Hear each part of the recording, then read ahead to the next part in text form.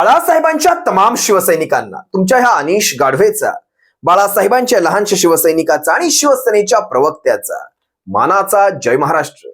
शिवसैनिकांनो, शिवसेना एक वादळ या तुमच्या हक्काच्या व्यासपीठाला तुम्ही सर्व शिवसैनिकांनी लाखोंच्या संख्येने सबस्क्राईब जरूर करावं ही तुम्हा सर्वांना विनंती करतो.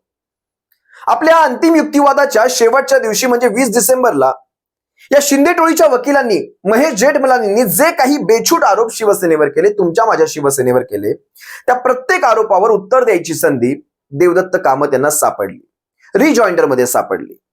त्या प्रत्येक प्रश्नावर देवदत्त कामत यांनी शिंदे टोळीच्या वकिलांना धुवून काढलं असं म्हटलं तरी वावगं ठरू नये. संधी सोडतील ते कामत कसले, त्यांनी प्रत्येक प्रश्नावर धुवून काढलं, अतिशय चोख उत्तर दिली.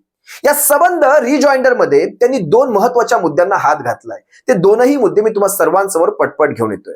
सर्वप्रथम त्यांनी 1999च्या घटनेचा दाखला दिला, कारण तुम्हाला माहित असावं प्रत्येक ठिकाणी 18ची घटना कशी इनव्हॅलिड, अवैध, आणि 99ची घटना कशी व्हॅलिड होती, वैध होती, हेच सांगायचा प्रयत्न झाला. याच मुद्द्यावर रिजॉइंडर मध्ये देवदत्त कामत यांनी घेरलं, कारण 1999ची घटना शिवसेना प्रमुखांना आणि शिवसेना प्रमुखांच्या नंतर राष्ट्रीय कार्यकारिणीला सर्वाधिकार देते. मोठे निर्णय घ्यायचे सर्वाधिकार या दोघांनाच आहे. शिवसेना प्रमुखांच्या पश्चात राष्ट्रीय कार्यकारिणीचा निर्णय हा अंतिम निर्णय राहतो. आता लक्षात घ्या, जर ह्या घटनेला आपण अंतिम मानलं तर शिवसेना प्रमुखांच्या पश्चात राष्ट्रीय कार्यकारिणीने यांची जी काही हकालपट्टी केली आहे, यांना जे काही यांचे सगळे अधिकार काढून घेतलेत, मग हा निर्णय ग्राह्य धरावा लागेल. आणि त्या निर्णयाप्रमाणे यांच्यावर कारवाई झालेली आहे, त्यांचे सर्वाधिकार काढून घेतलेले आहेत, हे मान्य करावं लागेल. 99ची घटना मान्य करायची ना, मग हे देखील मान्य करा. आणि दुसरी महत्वाची गोष्ट लक्षात घ्या शिवसैनिकांनो, सगळ्यात महत्वाचा जो दुसरा मुद्दा मी तुम्हाला सर्वांसमोर घेऊन येतोय तो आहे 2019 पासून 2022 पर्यंत, जून पर्यंत जेव्हा हा सगळा कांड घडला, कोण प्रतोद होतं? शिवसेना या विधिमंडळ पक्षाचं अधिकृत प्रतोद कोण होतं? तर सुनील प्रभू होते. म्हणजे तेव्हाही सुनील प्रभूच होते. मग लक्षात घ्या, 2019 पासून सुनील प्रभू जर प्रतोद होते, असं समजा, एक कन्सिडर करा, असं समजा भरत गोगावले यांची जी नियुक्ती झाली, कधी झाली ती? भरत गोगावलेंची. पण समजा बरं, ही गोष्ट मी तुम्हाला कन्सिडर करायला सांगतो, आणि हीच गोष्ट तिथे कामतांनी देखील उपस्थित केली आहे. भरत गोगावलेंची नियुक्ती जी काही केलेली आहे, झालेली आहे, 3 जुलैला झाली, 3 जुलै 2022 ला झाली. समजा ती नियुक्ती अतिशय योग्य आहे असं मानलं. मग 3 जुलैला ती नियुक्ती झाली, म्हणजे 2 जुलै 2019 पासून ते 2 जुलै 2022 पर्यंत सुनील प्रभू हे प्रतोद होते. हे तुम्ही मान्य करता? करावंच लागेल. जर 2 जुलै पर्यंत सुनील प्रभू हे प्रतोद होते, मग त्यांनी त्या काळात घेतलेले, म्हणजे जून मध्ये 21 जूनच्या नंतर जे काही निर्णय घेतले, पक्षाच्या अनुषंगाने जे काही निर्णय घेतले, व्हीपच्या अनुषंगाने जे काही निर्णय घेतले, ते सर्वच्या सर्व ह्या सर्वांना लागू होतात. कारण भरत गोगावले हा जर वैध प्रतोद जर आपण मानला तर तो 3 जुलैच्या नंतर. मग अगोदर कोण होतं? या सगळ्या गोष्टींची उत्तरं तुम्हाला द्यावी लागतील ज्या ठिकाणी हे जेठमलानी निरुत्तर दिसून आले.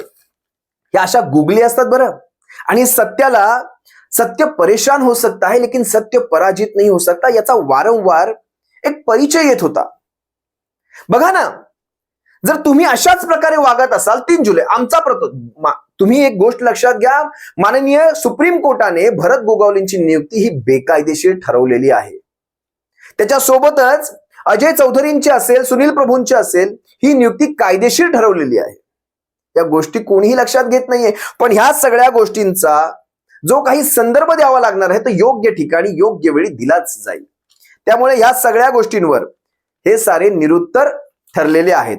आता रिजॉइंडर मध्ये नेमके काय काय प्रश्न उपस्थित झाले, नेमके काय काय उत्तरं दिली गेली, या सगळ्यांचा मी तुमच्या सर्वांसमोर अगदी थोडक्यात एक आढावा घेतोय. कामतांच्या जोरदार युक्तिवादानंतर जेठमलानींच्या प्री अँड पोस्ट म्हणजे बघा, शेवटी कसं झालंय, कामत कुठल्याच प्रश्नावर अडखळतच नाहीयेत. हे ज्यावेळेस जेठमलानींच्या लक्षात आलं, त्यांनी आपलं जुनं हत्यार बाहेर काढलं, प्री अलायन्स, पोस्ट अलायन्स. आधी कुणाबरोबर होते, नंतर कुणाबरोबर होते, विचारधारा, विचारसरणी, तत्व, या सगळ्या. अरे तुम्हाला काय करायचंय? विचारधारा, विचारसरणी, विचारधारा, विचारसरणी या सगळ्या मुद्द्यांवर पुढे जाऊन कामतांनी असं काही जेठमलानींना घेरलेलं आहे. त्यांनी जवळजवळ 4 ते 5 असे प्रश्न उपस्थित केले ज्यावर पुन्हा जेठमलानी निरुत्तर सापडले. तुम्हाला मी त्या प्रत्येक प्रश्नाला तुमच्या सर्वांसमोर पटपट घेऊन येतो. रिजॉइंडर मध्ये देवदत्त कामत यांनी तुफान चॅलेंज दिले. बघा बरं काय काय मुद्दे आले तिथे माझ्या समोर. बनावट कागदपत्रांवर तुफान धुतले, कारण ह्यांनी सांगितलं बनावट कागदपत्र, हे कागदपत्र खोटं, ते कागदपत्र खोटं. निवडणूक पूर्व आणि निवडणुकीच्या नंतरची युती या गोष्टींचा आधार घेतला जाऊ शकत नाही. आणि ह्याला त्यांनी काही शास्त्रीय कारण दिलीत बरं कामतांनी, का घेतला जाऊ शकत नाही. बघा पुढे तुम्ही सगळं ऐका, बारीक ऐका. जर हा आधार घ्यायचा असेल तर नितीश कुमार यांचं जनता दल युनायटेड असेल, जनता दल सेक्युलर असेल, म्हणजे लालू प्रसादांचं, याचं उदाहरण दिलं. जनता दल युनायटेड किंवा नितीश कुमारांचा जो पक्ष आहे यांनी भारतीय जनता पक्षाबरोबर निवडणूक लढवली.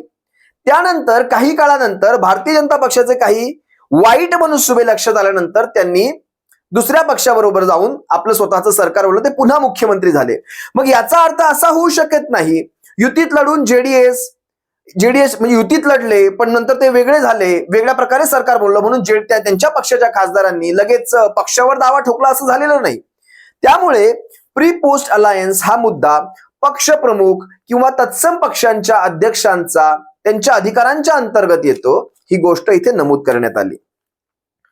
मग जर असे असेल तर बीजेपीने, बघा बरं मी मगाशी तुम्हाला म्हणाल ना, प्रत्येक मुद्द्याला 4 ते 5 असे मुद्दे उपस्थित केले ज्यावर हे निरुत्तर ठरले.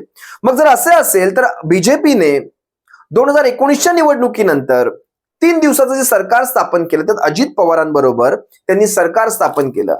हे नेमकं कुठल्या तत्वांमध्ये, कुठल्या विचारसरणीमध्ये बसतं ह्याच्यावर त्यांनी प्रश्नचिन्ह तयार केलं. बीजेपीने 2014ला जे सरकार बनवलं, 14चा विषय झाला, 14ला जे सरकार बनवलं त्यात राष्ट्रवादी काँग्रेस पक्षाचा हा बाहेरून पाठिंबा घेतला. तुम्हाला सर्वांना आठवायला हवं, एकनाथ शिंदे त्यावेळेस विरोधी पक्षनेते झाले होते, अगदी 2-3 दिवसांसाठी का होईना पण झाले होते, नंतर मग आपलं मर्ज झालं पूर्ण. एकनाथ शिंदे विरोधी पक्षनेते होते त्यावेळेस. मग राष्ट्रवादी काँग्रेसचा जो बाहेरून घेतलेला पाठिंबा होता तो नेमका कुठल्या तत्वांमध्ये मोडतो, कुठली विचारसरणी भारतीय जनता पक्षाची मोडते. म्हणजे ते जे करतील तो कायदा, त्यांनी केला तर चमत्कार. लक्षात आलं तुम्हाला मला काय सांगायचंय? त्यांनी केला तर चमत्कार. एनसीपीचा सपोर्ट घेऊन सरकार बनवलं, त्याचं काय? तसेच आता जे विद्यमान सरकार, जे बेकायदेशीर सरकार आदित्य साहेबांच्या भाषेमध्ये चालू आहे, त्याच्यामध्ये एनसीपीचा सपोर्ट घेऊन शिंदे गट आपली विचारसरणी असेल हे सगळं काय मजबूत करतोय. मग आता एनसीपीचे आमचे बघा याच्यावर एक प्रश्न विचारण्यात आला, मला वाटतं केसरकरांना, की एनसीपी आता तुमच्या सोबत आहे, तुमचं काय म्हणणं आहे? मग तुमची विचारसरणी बदलली की त्यांची बदलली? केसरकरांनी चलाखीने काय उत्तर दिलं की एनसीपीला आता आमचं हिंदुत्व मान्य झालेलं आहे आणि आमच्या विचारधारेवर एनसीपी आलेली आहे. याचा पुरावा काय? याच्यासाठी तुम्ही काय दाखला देणार? स्वतः अजित पवार त्यांच्या राष्ट्रीय कार्यकारिणीमध्ये एक वाक्य म्हणून गेलेत, कर्जतच्या सभेमध्ये एक वाक्य म्हणून गेले होते की विचारधारेशी तडजोड नाही, राष्ट्रवादी काँग्रेस पक्ष हा विचारधारेशी तडजोड करत नाही.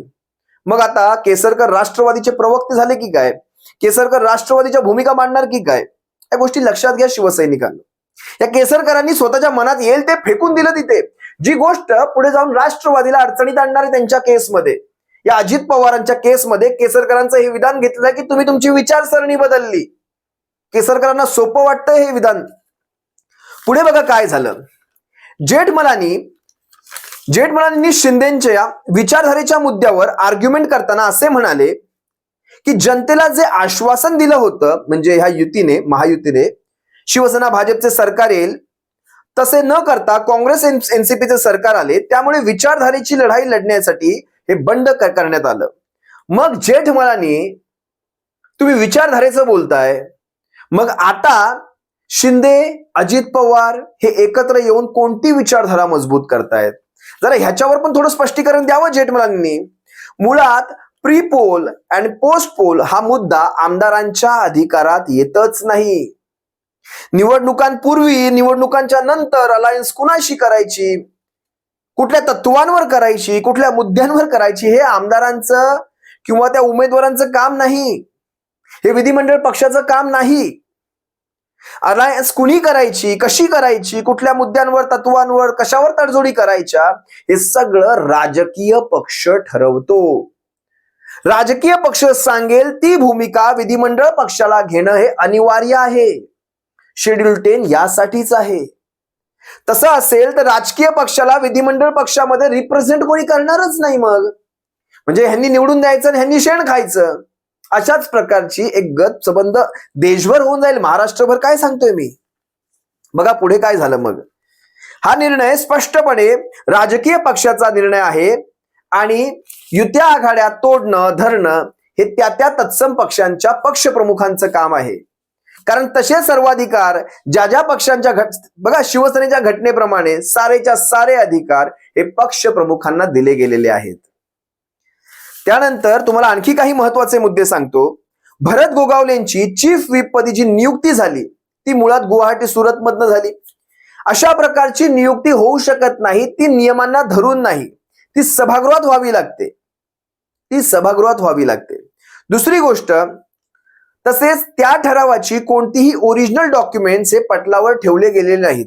जो काही यांच्यामध्ये ठराव झाला, यांची जी काही राष्ट्रीय कार्यकारिणी तिथे गुवाहाटीमध्ये बसून झाली, राष्ट्रीय कार्यकारिणी गुवाहाटीमध्ये बसून झाली, असा कुठलाही ठराव त्यांनी इथे पुरावा म्हणून सादर केलाच नाही.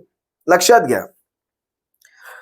मुळात 2.5 वर्षाच्या सरकारच्या काळामध्ये एकदाही विनंती, नाराजी अशा प्रकारचं एकही पत्र त्यांनी दिलेलं नाही की ज्यामध्ये या सरकारला घेऊन तुम्ही नाराज आहात, राष्ट्रवादी काँग्रेसला घेऊन तुम्ही नाराज आहात, अशा प्रकारचं तुमचं संबंध 2.5 वर्षामध्ये एकही विधान सापडलेलं.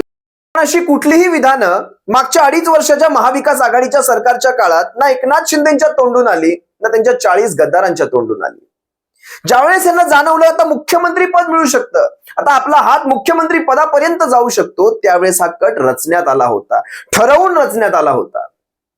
देवदत्त कामत यांनी अतिशय जोरदार युक्तिवाद केला. या सबंध युक्तिवादाच्या दरम्यान त्यांनी आणखी एक गुगली टाकली. तुम्हाला जाणून घ्यायची काय गुगली टाकली? त्यांनी एक गोष्ट सांगितली. आता मला याच्यातला कायदेशीर भाग मला कळत नाही, तितका मी कायद्याचा विद्यार्थी किंवा अभ्यासक नाही, पण देवदत्त कामत यांनी एक गुगली टाकली. त्यांनी सांगितलं की शेड्यूल 10च्या निकालामध्ये एव्हिडन्स ऍक्ट लागू होत नाही. एव्हिडन्स म्हणजे प्रत्येक ठिकाणीच पुरावा द्यावा लागतो असं काही गरजेचं नाही. या अशा प्रकारचं वक्तव्य देवदत्त कामत यांनी केलेलं आहे. आता ह्याचं काय प्रमाण असेल, ह्याचे काय पुरावे, कसं काय, याचा मला काही जास्त अंदाज नाही, तो आपण पाहूयात. यावरही जेठमलानी आपल्याला निरुत्तर पाहण्यात आलेले आहेत.